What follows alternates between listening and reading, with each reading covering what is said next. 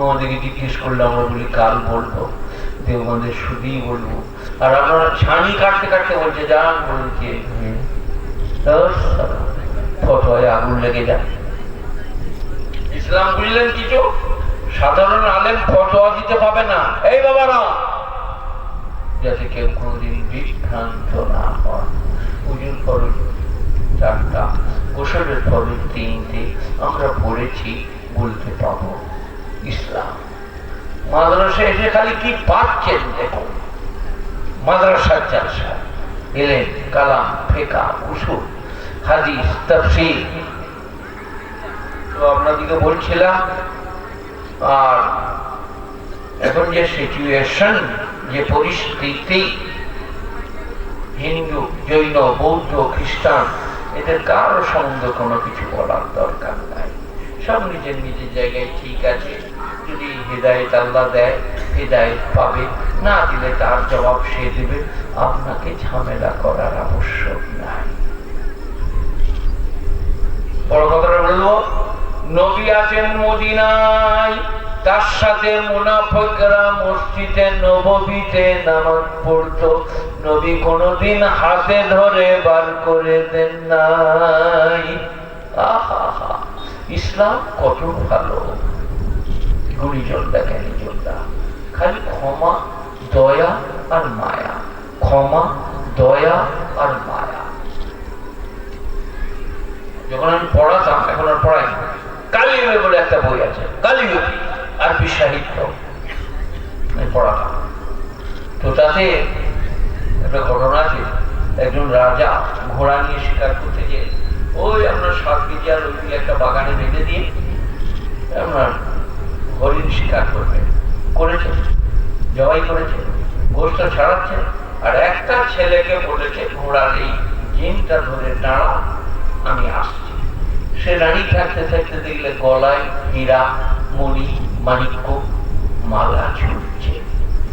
সে top করে কোঠর থেকে একটা ছুরি বার করে কাটতে লাগলো।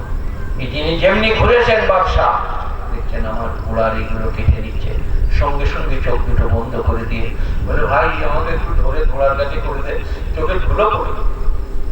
ঘোড়ায় চেপে চলে গেলে বাড়িতে গিয়ে বললেন, রাজা তো কারো চোখে যদি আমার এই মোটি মালা পড়ে কেউ কিচ্ছু বলবে না, আমি দেখেছি কে কেটেছে জানি, আমি চোখে ধুলো পড়ার বাহানা করে চলে এসেছি, তোমরা কেউ কিছু বলো না।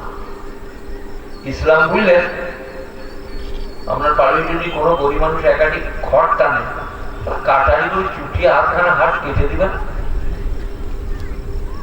আহা, খড় কাটতে দেখলে, নিতে দেখলে সব বন্ধ করে ঘুরে অন্যদিকে চলে যান। দুয়াটি খড় দেয়, চা করা যায়। গরিব মানুষ, অসহায়, দুর্বল। আমার আব্বা বলতেন,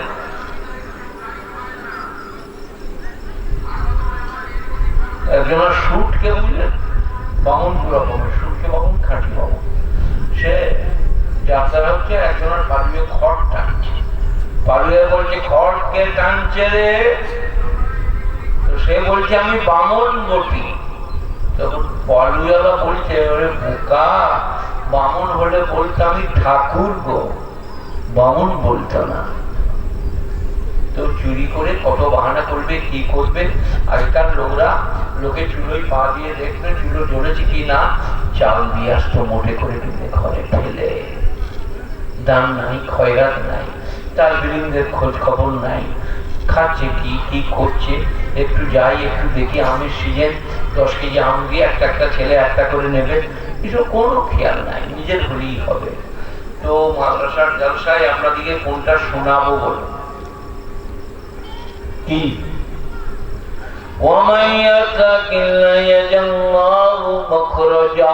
কোরআন পাক, যে আল্লাহকে ভয় করার মতো করিবে, সব জায়গায় আল্লাহ তার জন্য রাস্তা করে দেবে। সবাই বলুন, আজ থেকে আল্লাহকে ভয় করার মতো করবো, বলুন ইনশাআল্লাহ। নির্জনে, গোপনে, প্রকাশ্যে, লোকালয়ে আল্লাহ ভয়।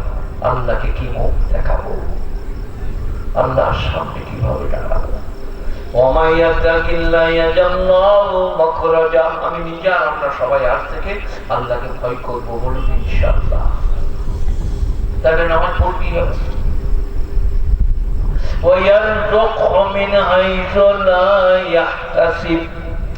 এমন জায়গা থেকে রুজি দেব সে জানতে পর্যন্ত পারবে না যে আল্লাহকে ভয় করবে।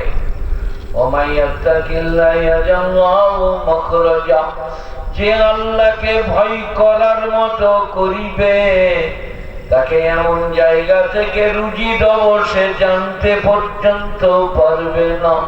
ইয়ার শোক এখানে তালবিলিম আছে, ফেলে মোজারা রুজি দে রহে হ্যাঁ দেঙ্গে, রুজি দিচ্ছি দেবো,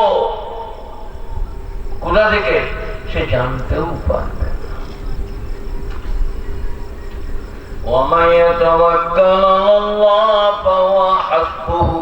আর যে আল্লাহ ভরসা করবে আল্লাহ তার জন্য যথেষ্ট।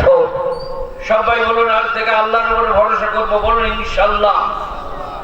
লটাই টিকিট নয়, চুরি নয়, ডাকাতি নয়, মিথ্যা নয়, প্রবঞ্চনা নয়, ভরসা কার উপরে? আল্লাহ।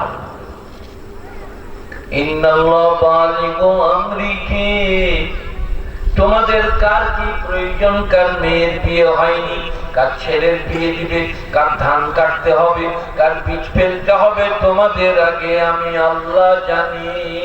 আপনারা কি বলছেন বলুন? ইন্নাল্লাহ বালিগু আমরিহি قد جعل الله لكل شيء قدرا। আমি প্রত্যেকটি জিনিসকে মেপে মেপে তৈরি করেছি। قد جعل الله لكل شيء قدرا। কদরা মানে মাপা।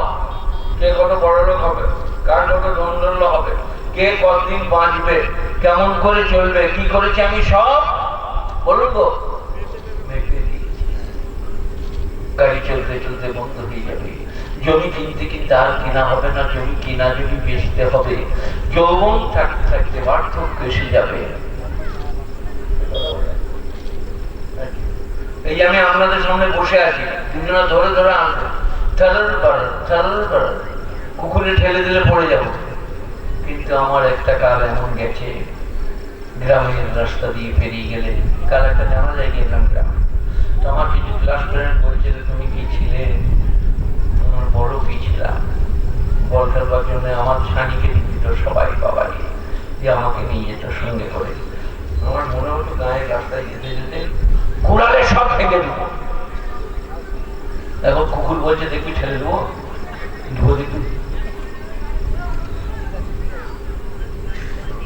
আপনারা এরকম হবেন না, আপনারা পড়িয়ে দিবেন লাগলো।